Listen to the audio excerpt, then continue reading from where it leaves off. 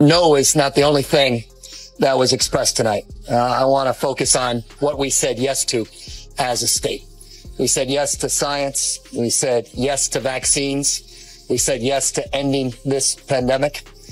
We said yes to people's right to vote without fear of fake fraud or voter suppression. Newsom's a sociopath. What if your governor cared more about hair gel than solving homelessness? And what if the man running California got roasted so badly that you could toast marshmallows on his ego? That's exactly what Adam Carolla just did as he went after Gavin Newsom without a hint of apology, turning the whole thing into a drive-through style roast with fewer fries but far more facts. It's a takedown that has liberals sweating, conservatives laughing, and Newsom nervously checking his reflection in every mirror he passes. Wrong with it because it's Gavin Newsom's idea. So if Gavin Newsom says, I'm in the mood for deep dish pizza tonight, it means you should get New York style thin crust, because everything that comes out of that guy's mouth is wrong. He's an Before we move on, make sure to hit that like button and subscribe, because you definitely don't want to miss this. What happens when you mix unlimited hair gel, an unchecked ego, and the political instincts of a broken Magic 8 ball? You end up with Gavin Newsom, California's very own poster boy for style over substance, the Gucci ghost wandering the halls of Sacramento. Adam Carolla didn't just call him out. He practically held up a mirror to a living paradox. And the reflection was more confusing than a vegan at a Texas barbecue. Hide behind his dumb quips. I just destroyed him. He's an inferior intellect. There's something wrong with him. So he doesn't think clearly. Gavin Newsom has become that kid in school who always volunteered for group projects, handed the work to everyone else, and then showed up on presentation day wearing a tuxedo. He walks into disaster zones with the confidence of someone who calls a disaster and still expect applause, while California burns both literally and metaphorically. And yet Gavin strolls in as if to say, have you seen my jawline? Trans rights and sports, if he's in one setting, and then say it's unfair in another setting. I don't think people fully understand who that guy is. I sat in a room with him for an hour and tried to talk to him, and there's nothing there. And the idea that he has designs on, sort of global domination is insane. You've got to hand it to the man. It really takes talent to turn the most resource-rich state in the country into a living meme. You'd think leading California would be like managing a dream team, but nope. Gavin managed to turn it into the political version of Fire Festival. And instead of cheese sandwiches, you get $7 gas, rolling blackouts, and homelessness so widespread that the tents might as well come with Wi-Fi and HOA fees. Started off, so I don't think people really know how intellectually troubled he is, or bankrupt, or something. I don't really know whether to call him a liar or an imbecile or... He started off, so I don't think people really know how intellectually troubled he is, or bankrupt, or something. I don't really know whether to call him a liar or an imbecile, or... Successes. I like to have a beer with that guy. And it's like, he's a narcissistic douchebag. I've interviewed him on my podcast years ago. He's a slippery eel of nothingness. He says nothing. He says nothing. He's a sociopathic, narcissistic, empty. Somehow every press conference feels like a shampoo commercial that gets interrupted by a TED Talk on why nothing is ever his fault. According to Gavin's logic, wildfires happen because trees were careless enough to grow too close together. Crime spikes because Mercury is in retrograde, and the housing crisis is simply what you get when people don't manifest hard enough. Right. I knew he was 100% wrong, and I could have worked out a situation where me and Gavin Newsom became pretty good friends by me telling him something that I knew was patently false. But then... Meanwhile, he's gallivanting around red states, giving unsolicited lectures like a missionary selling virtue instead of salvation, while his own backyard looks like it was rejected from a post-apocalyptic video game. Maybe he should cool it with the sanctimony until San Francisco stops looking like Gotham before Batman ever showed up. It's almost laughable that this man thinks he's presidential material. Because yes, America definitely wanted a president who couldn't even get California to function like a normal state. After all, If there's one thing voters love, it's paying $5,000 a month to live in a one-bedroom apartment with raccoons for roommates. And the moment Adam Carolla clapped back, you could practically hear the collective sigh of relief from everyone who's ever had to dodge a stray hypodermic needle on a sidewalk Gavin once bragged was revitalized. Carolla just said out loud what millions have been thinking, because Gavin does hypocrisy like it's performance art. And if double standards were a currency, he would have solved inflation by now. And get vitamin California D outperformed. and exercise, so you shut the beaches. Okay. My buddy Adam Carolla was guest hosting on News Nation, and somehow Gavin Newsom went on the show. This is just in the last 2 or 3 days. And Adam Carolla, if you think I hate Gavin Newsom, and I truly do have hatred in my heart for him, I'm sorry, I don't have a lot of hatred in me in general, but it's there for this guy. If you think I hate him, Carolla might be the one man on earth that hates. He runs around preaching about climate change while hopping on private jets like they're Ubers. And his idea of saving the planet is probably printing more vanity brochures on recycled paper. Meanwhile, California's forests are burning faster than his excuses, and what used to be a fire season has now turned into a full-time lifestyle under Gavin's watch. Then there's a water crisis, where somehow a state with the Pacific Ocean at its doorstep still manages to run dry, turning California into Arizona cosplaying as Mad Max. You could hand Gavin a full water park, and he'd still have people rationing toilet flushes. Yet he'll look you straight in the eye, perfectly moisturized, of course, and promise sustainable solutions. It's as if entrepreneurs are hoarding oxygen with the way he regulates them. Because if you want to open a food truck, you'd better hire 5 lawyers, learn ancient runes, and sacrifice a goat to the zoning gods. But if you want to live rent-free in a tent outside City Hall, welcome to Gavin's open-air utopia. I interviewed Gavin Newsom on my podcast some years ago, and he was telling me that, the homeless issue was the biggest issue ever for him.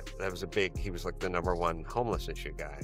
I said, it's, junkies and people with mental situations. It's their mental problems or people that are on drugs.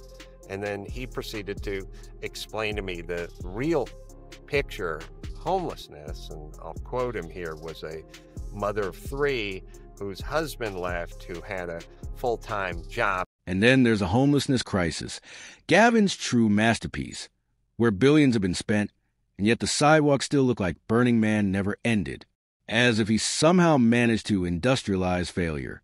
Every time someone suggests a solution, he creates a task force, holds a press conference, and then vanishes like the accountability fairy that you'd think someone this incompetent would at least surround himself with a solid team.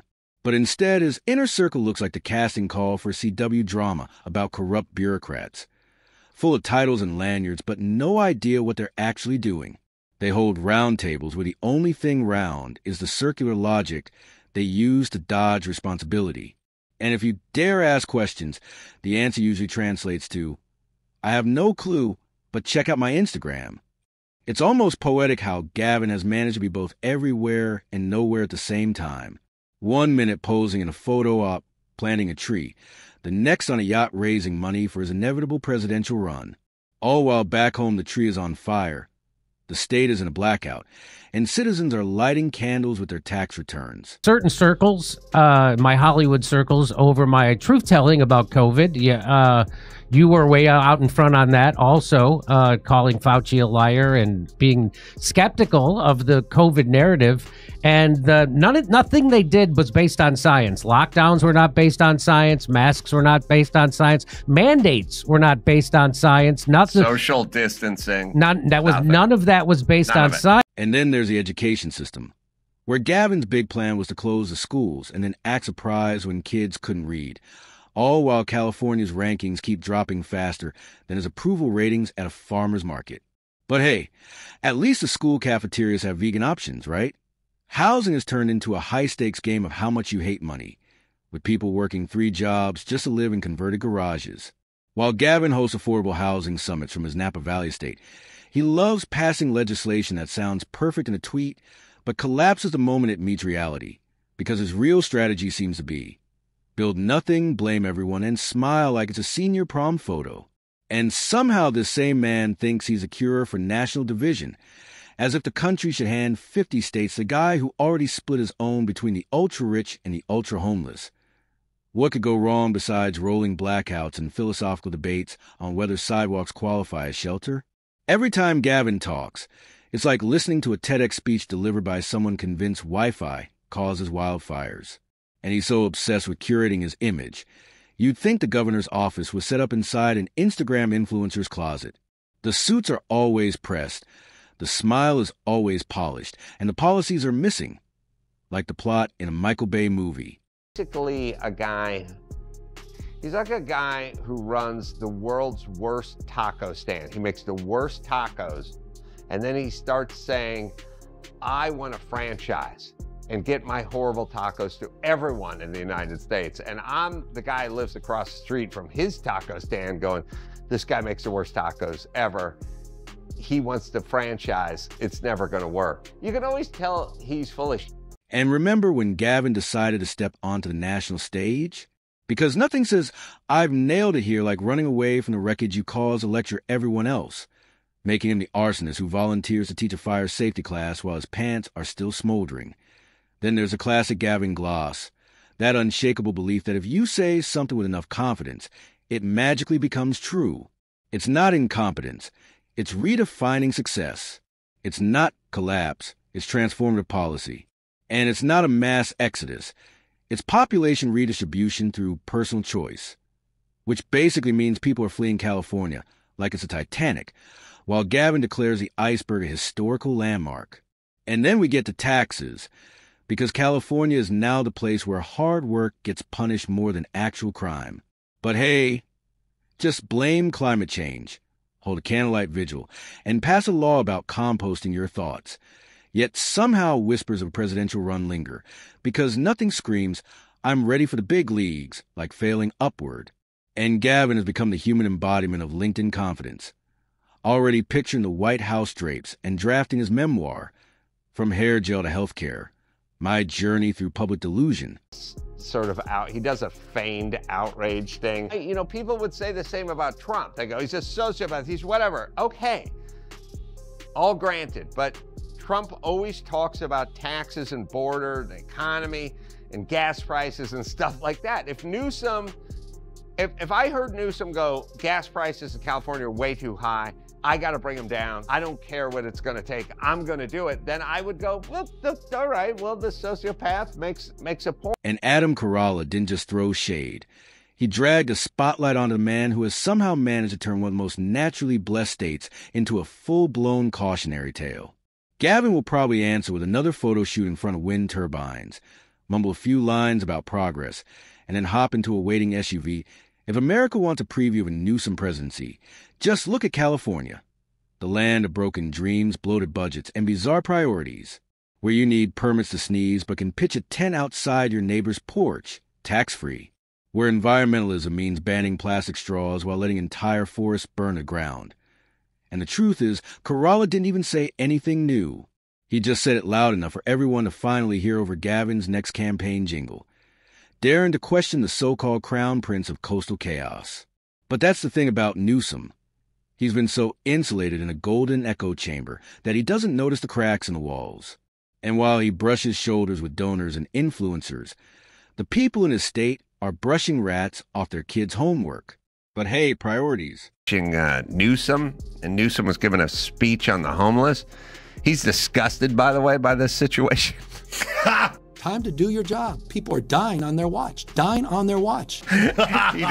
He is absolutely appalled, but this is more performative confidence he's doing. He's the cause of the homeless problem, really, essentially. But here he is the other day. How do people get reelected? People are dying. I'm not interested in funding failure anymore. I'm not. He keeps talking about people dying. I thought it was a mother of two who had a full-time job and just got to... Carolla's takedown wasn't just about the man. It was about the myth, the idea that you could be wildly ineffective, but as long as your hair is majestic and you toss around words like holistic and intergenerational equity, you get to keep the crown. Newsom is proof that if you dazzle people long enough, they forget to ask why their power bill is higher than their mortgage. Then came the great population plunge, California's version of It's Not Me, It's You, where people aren't just leaving, they're fleeing. And suddenly, Texas, Florida, and even Idaho started to look appealing compared to paying $6 for gas and dodging urban tumbleweeds made of CVS receipts and despair. Gavin keeps insisting everything's fine, but the U-Haul shortage at the border says otherwise. Because he governs like a man trying to write a screenplay about governing. A prototype of what exactly? Selective blindness, self-satisfaction, and high definition. He's got all the buzzwords and none of the buzz. And while California's broadband lags, Gavin's self-promotion uploads faster than a SpaceX rocket.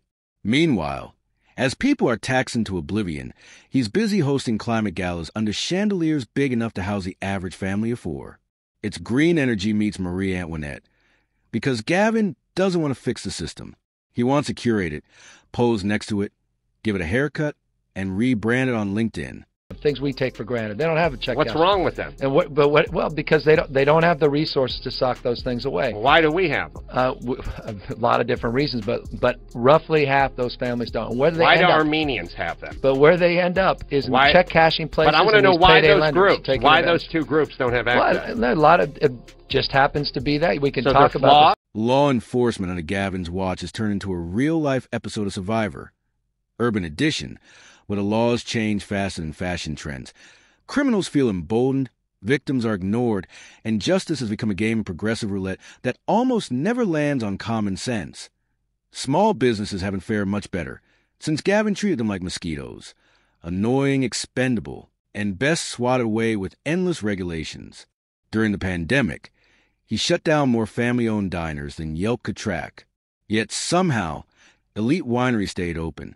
And shockingly, his French Laundry reservation never seemed to get canceled. Coincidence?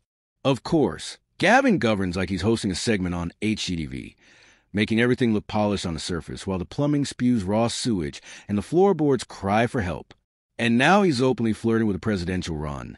Because nothing screams, I'm ready to lead 330 million people. Like being the architect of a mass resident exodus, an energy grid that collapses every summer, and a crime rate fit for a dystopian screenplay. He's pitching himself as the reboot of the American dream, when in reality he's a slow, buffering wheel of governance. Carolla didn't need to exaggerate. He just connected the dots. And let's be honest, there are plenty of them. Dots shaped like failed policies, broken promises, glamorized incompetence, and one seriously overworked PR team. All Adam did was say out loud what a big chunk of the country has been shouting into the void while Gavin poses next to the solar panel and calls it a legacy. And when confronted with reality, Gavin pivots and starts talking about national unity, renewable hope, tech innovation, or whatever else his focus group tested that week. But at the core, it's all scaffolding on a half-collapsed building. No foundation, just flash. And the worst part? He still thinks it's working. He still believes the shine hasn't worn off, that all he has to do is flash that $1 million smile, drop a few rehearsed talking points, and wait for the applause. But the applause is quieter now, the laughter sharper. And thanks to Carolla, the mask is finally starting to slip.